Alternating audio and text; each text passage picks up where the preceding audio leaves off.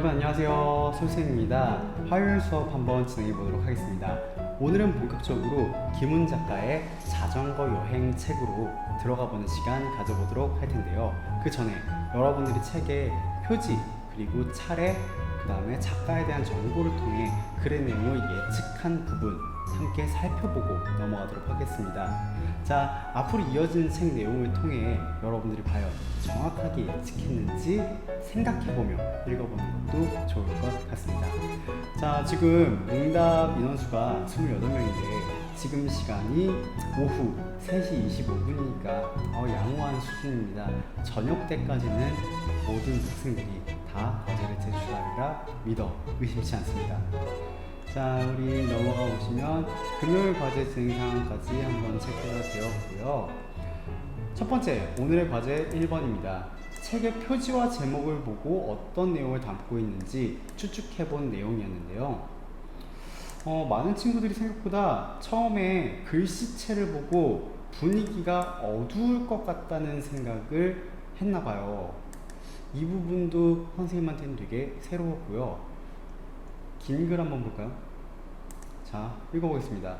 제목에 나타나 있듯이 자전거 여행을 통해서 얻은 점을 풀어나간 책일 것 같다. 이건 우리가 공통적으로 유추해 볼 수가 있겠죠. 자전거 여행이 제목이니까 당연히 자전거 여행을 통해서 얻은 점을 풀어나간 책일 것 같다는 추측 당연하겠고, 근데 이 부분은 되게 의미 있던 것 같아요. 글씨체가 친근하고 한국적인 느낌이 나서 한국을 돌아다니는 자전거 여행이라고 추측할 수 있을 것 같다. 아주 중요한 추측입니다. 글씨체가 뭔가 동양적, 한국적인 느낌을 드니까 이거는 한국을 돌아다니며 느낀 것을 쓴 것이겠구나, 이렇게 추측하는 것은 되게 신박한 접근이었던 것 같습니다. 자전거를 세워놓은 것 같은 모습의 남자가 자기 자신의 자전거 여행을 쓴 김훈 작가라는 생각이 된다. 그러니까 작가도 한 명인데 하필 또 그림에 나와 있는 사파도 한 명의 남자가 그려져 있네요. 그러니까 작가와 그림에 나와 있는 사람이 동일 인물이라고 한번 추측을 충분히 해볼 수가 있을 것 같죠. 그리고 뒤에 배경에 있는 희미한 산같이 보이는 것으로 간단하면서도 사소한 웅장한 분위기의 책이라고 느껴진다. 이 부분이 약간 해석이 애매한데, 일단 뒤에 배경에 희미한 산같이 보이는 게 존재하는데 이렇게 간단하게 혹은 사소하게 표현했지만 웅장한 분위기를 우리한테 비춰주기 위해서 이렇게 표현하지 않았나, 그렇게 추측했다고 한 게 맞겠죠? 선생님이 나름 그냥 해석을 해봤습니다. 맞아요. 이런 잔잔히 깔려있는 산지의 그림을 통해서 산의 웅장함을 표현하니까 글 속의 내용도 좀 웅장하고 진지한 내용이 담겨있지 않을까 추측해 볼 수가 있을 것 같습니다. 자, 보면 또 어떤 게 있나요? 여기도 있네요. 글씨체에 대한 접근이 고전적인 것이다. 그래서 교훈이 담긴 책인 것 같다. 조금 가벼운 책은 아닐 것 같다는 생각이 많이 예측되는 것 같아요. 그래서 책의 분위기도 조금 무거운 이야기가 있을 것 같다고 예측하는 친구도 있는 것 같고요. 자, 이것도 좋죠. 사람이 많이 없는 어떤 곳으로 떠나는 것 같다. 그러니까 산이 배경으로 그려져 있고 거기를 여행하는 사람이 혼자 이렇게 덩그러니 놓여 있으니까 뭔가 사람이 많이 없는 어떤 고요한 곳으로 떠나는 여행인 것 같다. 무엇을 찾거나 깨달은 옛사람인 것 같다. 자, 이것도 재미있는 접근이었던 것 같고요. 그래서 진지하고 신중한 분위기일 것 같다는 것은 많은 친구들이 이야기해줬죠. 자, 그리고 이건 재밌어요. 책의 제목을 보면 자전거를 타고 다니는 여행쯤으로 생각할 수 있다. 이건 누구나 추측할 수 있으니까. 그런데 책의 출판사 이름을 보면 문학동네, 문학과 관련해서 여행을 떠날 수도 있는 것이다. 선생님은 이거 생각도 못했습니다.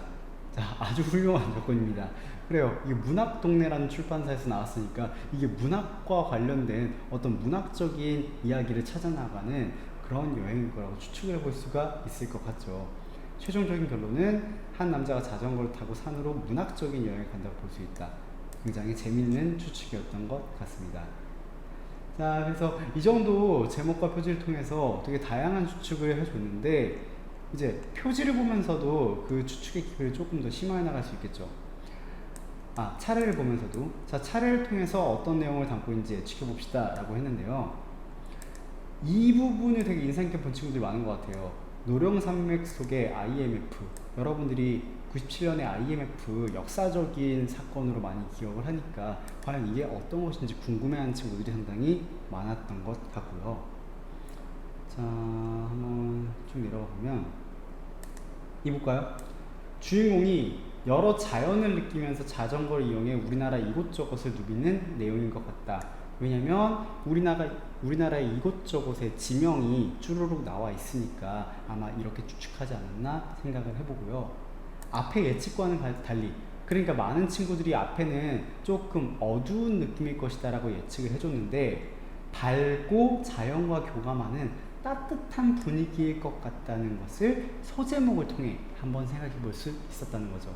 자, 이렇게 표지에서 목차 혹은 차례로 넘어가면서 예측의 깊이가 조금 더 깊어지는 느낌이 들죠.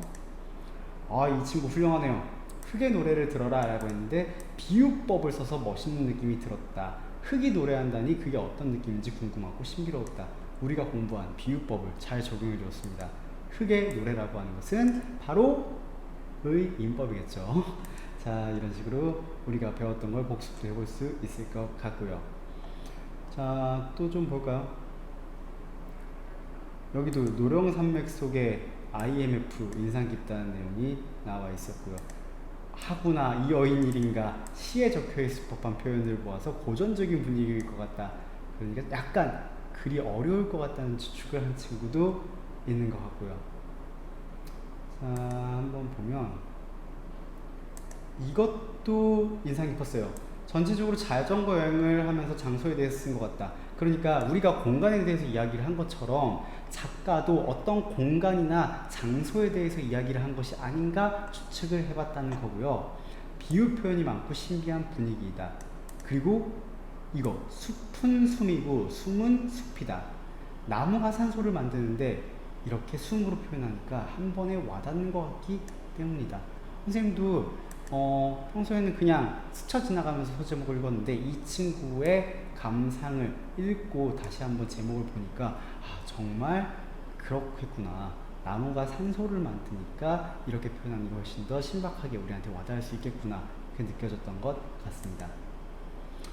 이거 재밌네요. 자, 인상 깊은 소제목이 첫 번째 소제목인 꽃피는 해안선이라고 했는데, 왜냐면 남행열차라는 노래에서 비 내리는 호남선 이 부분이 떠올랐다고. 왜 그러지?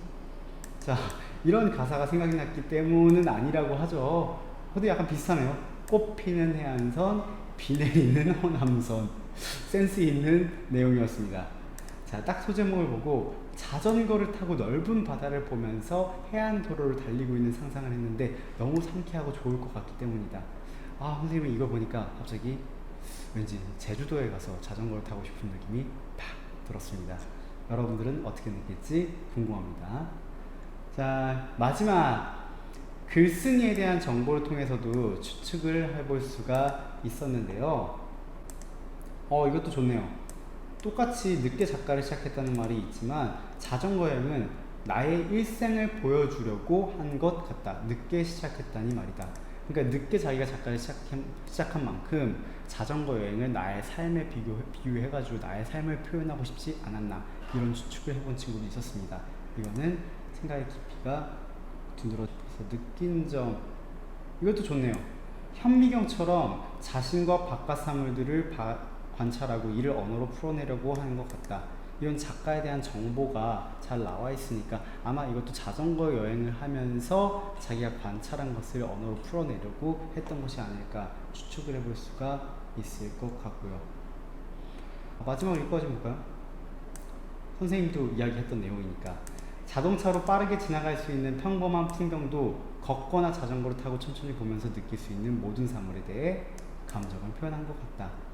그러니까 자기가 자전거를 타면서 한 땀 한 땀 느낀 내용들을 현민경으로 들여다보듯 깊이 있게 풀어쓴 내용, 그렇게 풀어쓰기 위해서 이 책을 쓰지 않았나 생각을 해본 친구도 있는 것 같습니다. 자, 이 내용들을 한번 내가 정확하게 예측했는지 확인해 보기 위해선 김훈의 자전거 여행을 직접 읽어봐야겠죠. 이 책은 아주 훌륭한 책입니다. 작가들의 교과서, 그러니까 작가들이 글쓰기 연습할 때 이 자전거 여행 책을 필사하기도 한다는 걸 보면 되게 좋은 책임에 분명하죠. 근데 많은 친구들이 예측해 준 것이 맞습니다. 좀 고전적인 분위기가 느껴진다고 했나요? 약간 무거운 것 같은 느낌이 든다고 했나요? 여러분들이 읽기에는 조금 어려울 수 있는 작품입니다. 그래서 선생님이 이 자전거 여행을 조금 더 여러분들한테 편하게 읽힐 수 있는 그런 좋은 책을 또 하나 소개해 보려 합니다. 오늘은 이 책을 통해 김훈의 자전거 여행을 한번 멀리서 간접 경험하는 그런 시간을 가져보도록 하겠습니다. 자, 교재 내용을 한번 보도록 하겠습니다. 자, 오늘부터 우리가 차근차근 함께 읽어나갈 두 번째 책의 제목은 바로 책은 도끼다입니다. 어때요? 제목부터 상당히 인상적이지 않나요? 표지를 한번 볼게요. 표지를 보시면 야, 책은 도끼다라고 하는 제목을 싹둑 반으로 날카롭게 자른 듯한 디자인이 인상적인데 진짜 도끼로 내려 찍은 것 같은 느낌이 들기도 하죠. 이 책의 제목은 아주 유명한 작가인 프란츠 카프카의 명언으로부터 비롯됐다고 합니다. 한번 읽어볼게요. 책이란 무릇 우리 안에 있는 꽁꽁 얼어버린 바다를 깨트려버리는 도끼가 아니면 안 되는 거야. 자, 왠지 멋있지 않나요? 책은 도끼여야 된다는 거예요. 우리 안에는 꽁꽁 얼어버린 바다, 즉 다양한 고정관념들이 우리를 사로잡고 있는데 책은 그것을 깨어버리는, 그래서 우리의 생각을 자유롭게 그리고 상상의 나래를 펼칠 수 있게 만들어주는 그런 도끼가 되어야지 의미가 있다는 말이겠죠. 역으로 말하면 책이 도끼가 되지 않으면 의미가 없다는 것입니다. 어때요? 우리가 독서를 하는 이유가 이 한 문장 속에 충분히 설명이 되지 않나요? 책은 도끼여야 합니다. 아마 이 책을 집필한, 이 책을 엮은 박웅현이라고 하는 사람 역시 여기에 되게 감명을 받았던 것 같습니다. 한번 작가의 모습을 볼까요? 또 엄청나게 포스가 느껴지는 모습이죠. 책은 도끼다의 작가인 박웅현 씨는 매우 유명한 광고인입니다. 상당히 많은 광고를 만들어서 인기를 얻었고요. 특히나 인문학적인 사고로 광고하는 법을 사람들한테 전파하면서 많은 또 영향력을 행사하고 있는 사람이기도 합니다. 이 박웅현 씨가 강의를 통해서 여러 군데 사람들한테 자신의 의견을 전달했는데 그 내용들을 묶어서 한 권의 책으로 만든 것이 바로 이 책은 도끼다가 됩니다. 그래서 목차를 한번 보시면요, 저자의 말부터 1강, 2강, 그리고 7강까지 나와 있죠. 마지막은 강의실 나서며입니다. 박웅현 씨가 강의를 한 내용을 묶은 것이다, 이렇게 충분히 알아볼 수가 있겠죠. 우리는 이렇게 많은 강의 중에서 2강 기문의 힘 들여다보기에 조금 더 집중을 하도록 하겠습니다. 혹시 이 책을 함께 읽고 조금이라도 관심이 생긴 친구들은 책은 도끼다 한번 꼭 읽어보면 좋겠다는 생각이 들어요. 이 책을 한 권 읽으면 벌써 몇 권의 책이에요. 이 안에 들어있는 수많은 책들을 다 읽은 것 같은 그런 느낌이 들게 됩니다. 자, 그러면 본문을 한번 들어가 볼까요? 두 번째 책, 박웅현의 책은 도끼다. 기문의 힘 들여다보기 부분을 선생님이 읽어보도록 하겠습니다. 여러분들도 눈으로 한번 따라 읽으며, 그리고 옆에 나와 있는 날개 질문에 답을 달아보며 활동을 진행해 주셨으면 합니다. 지금 왼쪽에 나와 있는 날개 질문은 선생님이 먼저 책을 읽고 이 내용은 좀 궁금한데 라고 물음표를 그려본, 질문을 던져본 부분이에요. 여러분들도 항상 책을 읽을 때 질문을 하면서 읽는 습관을 들여야 된다는 것. 앞의 내용을 예측하는 것 역시 질문이라고 했었죠. 이런 질문이 여러분들의 독서를 훨씬 더 깊이 있게 만들어줍니다. 한번 그럼 읽어볼게요. 오늘은 기문에 대해 이야기하겠습니다. 기문의 여러 작품 중에서도 자전거 여행을 중심으로 감동을 나누려고 합니다. 처음 강의를 기획할 때는 많은 것을 전달해야겠다는 생각에 다양하게 준비를 했는데요. 한두 가지 빠지더라도 조금 깊이 들어가는 것이 나을 것 같습니다. 줄을 치고 또 쳐도 마음을 흔드는 새로운 문장들이 넘쳐나는 게 기문의 책입니다. 혹시 자전거 여행 읽어보셨나요? 읽으신 분들이 3분의 1 정도 되는군요. 재미있게 읽으셨나요? 어떠셨습니까? 기문 선생님의 철학이 그대로 있더라고요. 느낀 바가 많았습니다. 자, 이렇게 한번 말하는 방식으로 한번 읽어봤는데 어땠나요? 아까 이야기했듯이 이 책은 광고인 박웅현 씨가 2011년부터 4개월 동안 경기창조학교에서 책 들여다보기라는 이름의 강독회를 한 것을 토대로 만들어졌다고 해서 그때 했던 강의의 내용을 진짜 말하는 듯이 그대로 가져왔어요. 여러분들 역시 훨씬 읽기가 편하겠죠. 자, 그래서 좀 편하게 다가가 주시면 될 것 같고요. 바로 첫 번째 질문 가볼까요? 제목을 통해 예측해 볼 수 있는 글쓴이의 의도는 무엇일까요? 기문의 힘 들여다보기라는 소제목이 있어요. 여러분들 이렇게 한번 예측을 해볼 수가 있을 것 같아요. 기문 작가의 글 속에 담긴 힘은 들여다보기라는 것을 알려주기 위해서 아마 이 내용을 쓰지 않았나. 여러분들이 질문에 대한 답을 한번 달아볼 수가 있겠죠. 그럼 여기서 추가적인 질문 한번 던져볼게요. 들여다보기라고 하는 게 뭘까요? 우리가 들여다보기 다양한 의미로 생각을 할 수 있겠죠. 그러니까 뭐 방안을 들여다볼 수가 있고, 그리고 책을 들여다볼 수가 있고, 나의 생각을 들여다볼 수가 있고, 여러 가지 의미가 있을 텐데 아마도 우리가 여태까지 해왔던 내용, 그 배경 지식에 근거를 하면 이렇게 해석해 볼 수가 있겠죠. 우리의 일상적인 삶의 모습을 천천히 그리고 깊게 바라보는 것이 아마 들여다보기가 아닐까.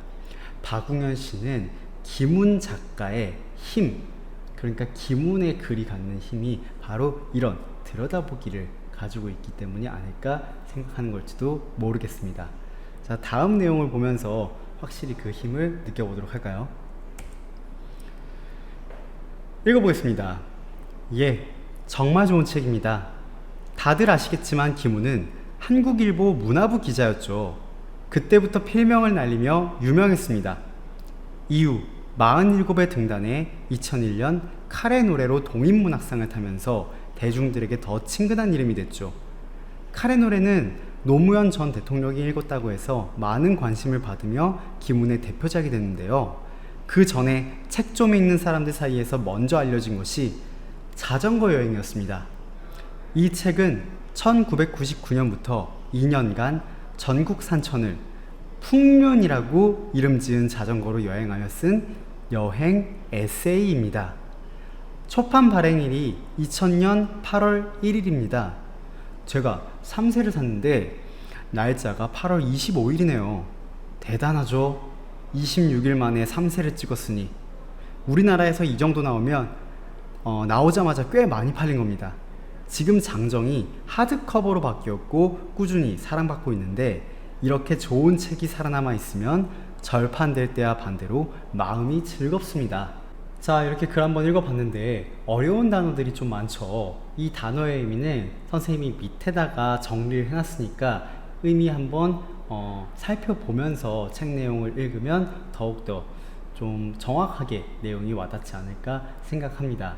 간단히 살펴보면요, 칼의 노래라는 유명한 책으로 동인문학상을 받았다고 해요. 이 동인이라고 하는 것은 사람의 이름입니다. 우리가 문학상을 이야기할 때 뭐 김유정 문학상, 동인문학상, 이상문학상, 유명한 작가의 이름을 앞에 붙이는 경우가 많습니다.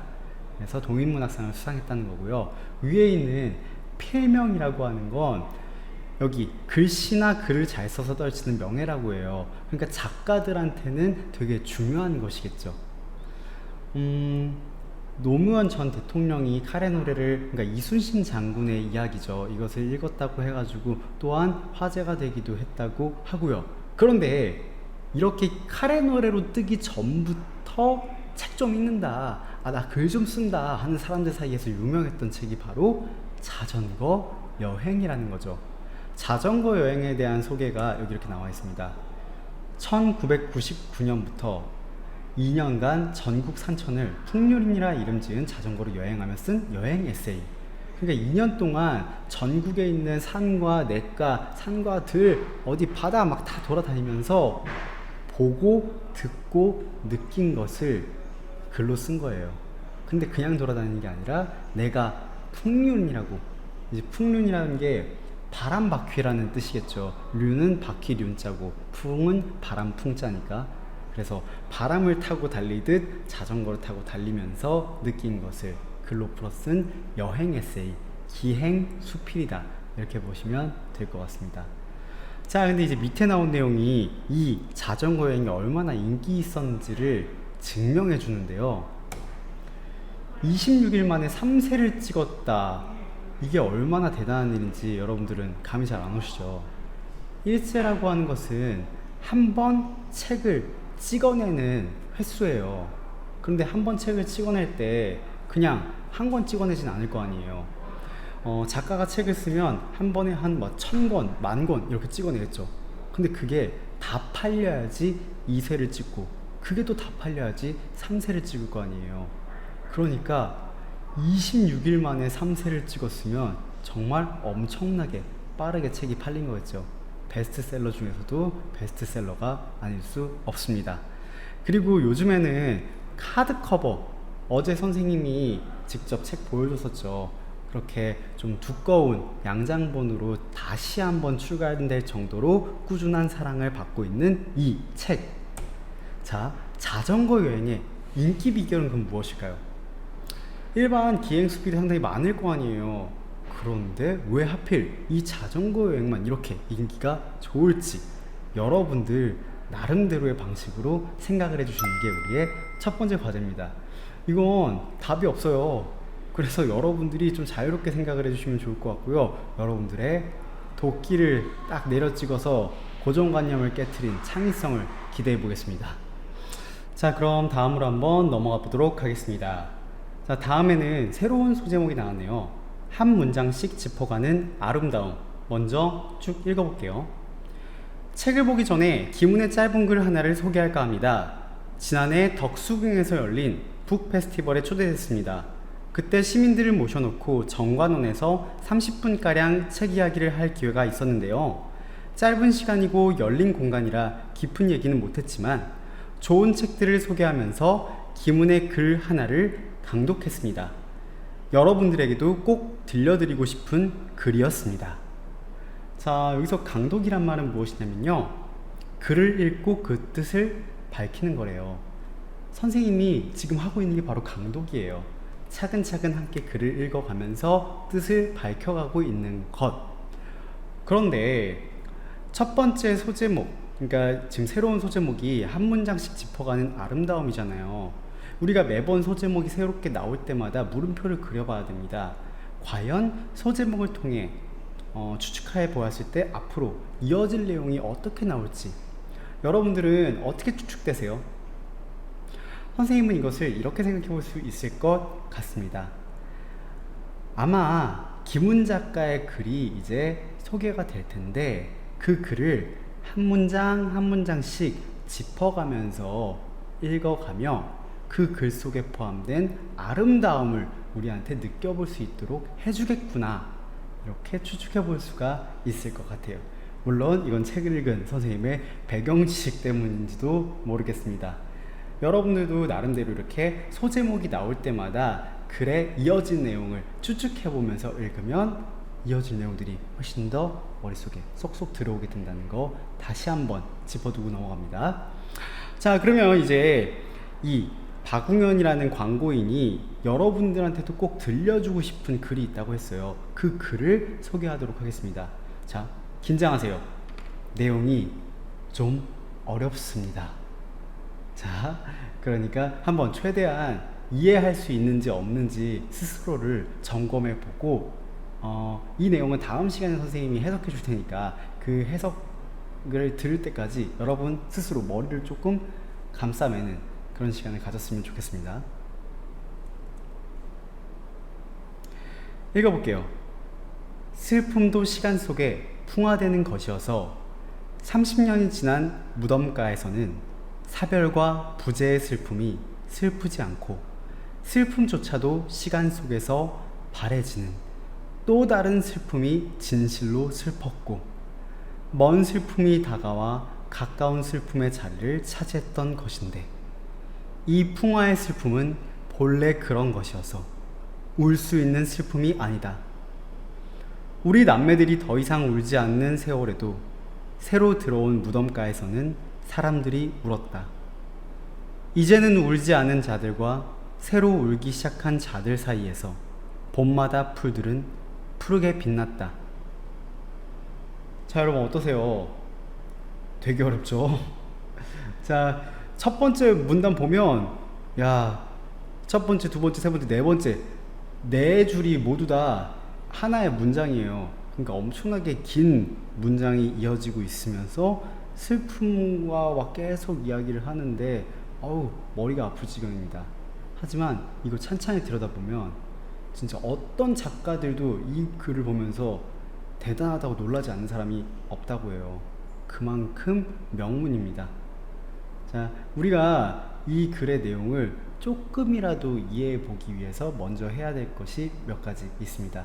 첫 번째, 풍화의 의미를 명확하게 아는 것이죠. 자, 풍화는 과학 시간에 많이 배웁니다. 지표를 구성하는 암석이 햇빛, 공기, 물, 생물 따위의 작용으로 점차 파괴되거나 분해되는 일이 과학적인 용어로서의 풍화예요. 근데 우리가 문학작품 속에서도 이런 말이 많이 쓰이는데 그냥 깎이어 없어진다는 거예요. 시간의 흐름에 따라 자연스럽게 소멸해 나가는 것을 우리는 풍화작용이 된다 이렇게 이야기를 하곤 합니다. 근데 여기는 어떤 표현이 나왔냐면요, 슬픔도 시간 속에서 풍화되는 것이라는 말이 나왔어요. 자, 여러분 이거 사실 말이 안 되죠. 왜냐? 슬픔은 추상적인 가치니까 이 풍화작용은 구체적인 사물이 깎여 나가는 거잖아요. 그러니까 과학적으로는 설명이 안 돼. 우리가 문학적 감성을 통해 접근해 나가야겠죠. 그러려면 자, 왼쪽에 있는 나에게 질문을 봅시다. 혹시 슬픔이 시간 속에서 풍화되었던 경험이 있나요? 여러분들의 개인적인 경험을 통해 이 내용을 해석해 보려고 노력하는 자세가 필요합니다. 자, 다른 부분에 대한 해석은 우리 다음 시간에 할 거니까 그냥 제쳐두세요. 우리는 오늘 이것만 알고 넘어갑시다. 우리의 두 번째 과제입니다. 여러분들의 다양한 경험들을 끌어모아서 슬픔이 시간 속에서 풍화되었다, 이 말의 의미를 한번 해석해 볼 수 있길 바랍니다.